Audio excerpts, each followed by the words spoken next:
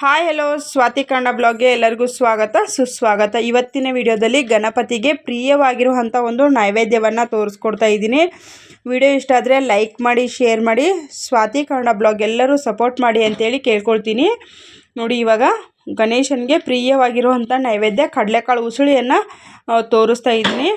ಮತ್ತು ಕಡಲೆಕಾಳು ಉಸುಳಿಯನ್ನು ನಾವು ನಿಮಿಷಗಳಲ್ಲಿ ಮಾಡಬಹುದು. ಮತ್ತು ಟೇಸ್ಟ್ ಅನ್ನೋಂಥದ್ದು ತುಂಬ ಅಂದರೆ ತುಂಬ ರುಚಿಯಾಗಿರುತ್ತೆ. ಕೆಲವೊಬ್ಬರು ಕೆಲವೊಂದು ರೀತಿಯಲ್ಲಿ ಮಾಡ್ತಾರೆ. ನಾನು ಯಾವ ರೀತಿಯಲ್ಲಿ ಮಾಡ್ತೀನಿ. ಮತ್ತು ಈ ಕಡಲೆಕಾಳು ತಿಂದರೂ ಕೂಡ ನಮಗೆ ಗ್ಯಾಸ್ಟ್ರಿಕ್ ಅನ್ನೋವಂಥದ್ದಾಗಿರ್ಬೋದು, ವಾಯು ಅನ್ನೋವಂಥದ್ದು ಆಗೋದಿಲ್ಲ. ಅದು ಏನೇನೋ ಒಂದು ಸಾಮಗ್ರಿಗಳನ್ನು ಹಾಕಬೇಕು ಅನ್ನೋದನ್ನು ತಿಳಿಸ್ಕೊಡ್ತೀನಿ. ನೋಡಿ, ಮೊದಲಿಗೆ ಕಡಲೆಕಾಳು 2 ರೀತಿಯಲ್ಲಿ ಬರುತ್ತೆ.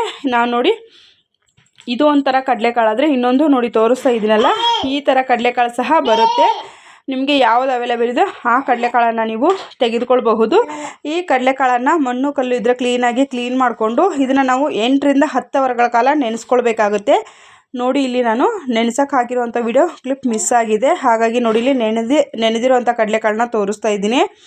ನೋಡಿ, ಈ ರೀತಿ ನಾವು ಈ ಕಡಲೆಕಾಳನ್ನು ನೆನೆಸ್ಕೊಳ್ಬೇಕು. ನೋಡಿ, ಇಲ್ಲಿ ತೋರಿಸ್ತಾ ಇದ್ದೀನಿ ನಾನು. ತುಂಬ ಅಂದರೆ ತುಂಬ ಚೆನ್ನಾಗಿ ನೆನೆದಿದೆ. ಇದು ಎಷ್ಟೆಷ್ಟು ದಪ್ಪಕ್ಕಾಗಿದೆ ನೋಡಿ. ಇವಾಗ ಇದನ್ನು ನಾವು ಒಂದು ಕುಕ್ಕರ್ಗೆ ಹಾಕಿಬಿಟ್ಟು ಕ್ಲೀನಾಗಿ 2 ರಿಂದ 3 ಸತಿ ಇದನ್ನು ವಾಶ್ ಮಾಡ್ಕೊಳ್ಬೇಕು. ಯಾಕಂತಂದರೆ ನಾವು ನೆನೆಸಿರೋ ಅಂಥದ್ದು ಈ ಕಡಲೆಕಾಳು ನೆನೆದಿರೋಂಥ ಸ್ಮೆಲ್ ಬರುತ್ತೆ. ಈ ನೀರನ್ನು ನೀವು ಕಂಪ್ಲೀಟಾಗಿ ತೆಗೆದು ಬಿಡಬೇಕು. ನೋಡಿ, ಎಷ್ಟು ಚೆನ್ನಾಗಿ ಸೌಂಡ್ ಬರುತ್ತಲ್ವ. ಇವಾಗ ಇದಕ್ಕೆ ಈ ಕಡಲೆಕಾಳು ಮುಳುಗೋಷ್ಟು ನೀರು ಹಾಕಿದ್ರೆ ಸಾಕು. ಇದಕ್ಕೆ ರುಚಿಗೆ ತಕ್ಕಷ್ಟು ಉಪ್ಪನ್ನು ಸಹ ನಾವು ಸೇರಿಸಿ ಇಲ್ಲಿ ಕುಕ್ಕರ್ ಕ್ಯಾಪನ್ನು ಕ್ಲೋಸ್ ಮಾಡ್ತಾ ಇದ್ದೀನಿ.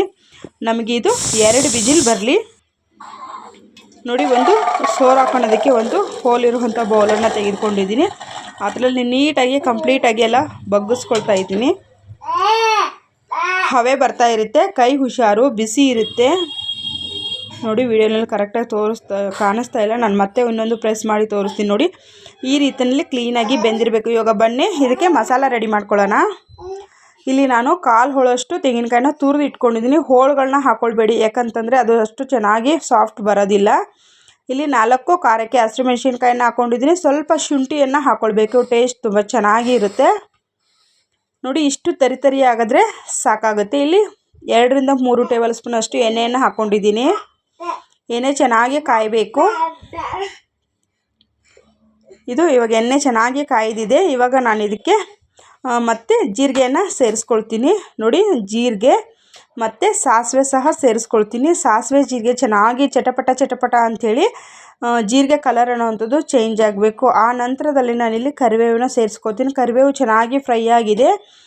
ಇವಾಗ ನಾವು ತರಿಯಾಗಿ ರುಬ್ಬಿಟ್ಕೊಂಡಿರುವಂತಹ ಕಾಯನ್ನು ಹಾಕ್ಕೊಳ್ತೀನಿ. ಇದನ್ನು ನಾವು ಚೆನ್ನಾಗಿ ಹಸಿ ಸ್ಮೆಲ್ ಹೋಗೋವರೆಗೂ ಫ್ರೈ ಮಾಡಬೇಕು. ಇದ್ರ ಜೊತೆಗೆ ನಾನು ಅರಿಶಿಣವನ್ನು ಸಹ ಹಾಕ್ಕೊಂಡಿದ್ದೀನಿ. ಇದೇ ಸಮಯದಲ್ಲಿ ನಾವು ರುಚಿಗೆ ತಕ್ಕಷ್ಟು ಉಪ್ಪನ್ನು ಸಹ ಸೇರಿಸಿ ಇದಕ್ಕೆ ಚೆನ್ನಾಗಿ ಫ್ರೈ ಮಾಡ್ಕೊಳ್ಬೇಕು.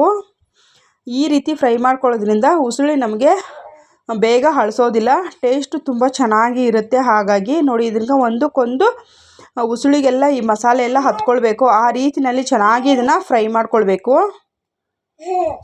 ಟೇಸ್ಟ್ ಅಂತೂ ತುಂಬ ಅಂದರೆ ತುಂಬ ಅದ್ಭುತವಾಗಿ ಬರುತ್ತೆ. ನೋಡಿ, ಒಂದಕ್ಕೊಂದು ಗ್ಯಾಸ್ನ ಸಿಮ್ಮಲ್ಲಿ ಇಟ್ಕೊಂಡು ಒಂದು 2 ನಿಮಿಷಗಳ ಕಾಲ ಇದನ್ನು ಚೆನ್ನಾಗಿ ಫ್ರೈ ಮಾಡ್ಕೊಳ್ಬೇಕು. ನೋಡಿ, ಇವಾಗ ನಾನಿಲ್ಲಿ ಫ್ರೆಶ್ ಆಗಿರೋವಂಥ ಲಿಂಬೆಹಣ್ಣು ರಸವನ್ನು 1 ಟೇಬಲ್ ಸ್ಪೂನಷ್ಟು ಸೇರಿಸ್ಕೊಳ್ತಾ ಇದ್ದೀನಿ. ಲಿಂಬೆಹಣ್ಣು ರಸ ಸೇರಿಸೋವಾಗ ನೀವು ಗ್ಯಾಸನ್ನು ಆಫ್ ಮಾಡಬೇಕು. ಲಿಂಬೆಹಣ್ಣು ರಸ ಹಾಕಿದ ಮೇಲೆ ನೀವು ಕೊತ್ತಂಬರಿಯನ್ನು ಮೇಲೆ ಉದುರಿಸ್ಬೇಕಾಗತ್ತೆ.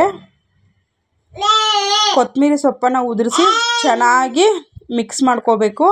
ನೋಡಿ, ಇವಾಗ ನಮ್ಮ ಪಾಪು ಬೇಗ ನನಗೆ ಕೊಡು ಅಂಥೇಳಿ ಸೌಂಡ್ ಮಾಡ್ತಾ ಇದೆ.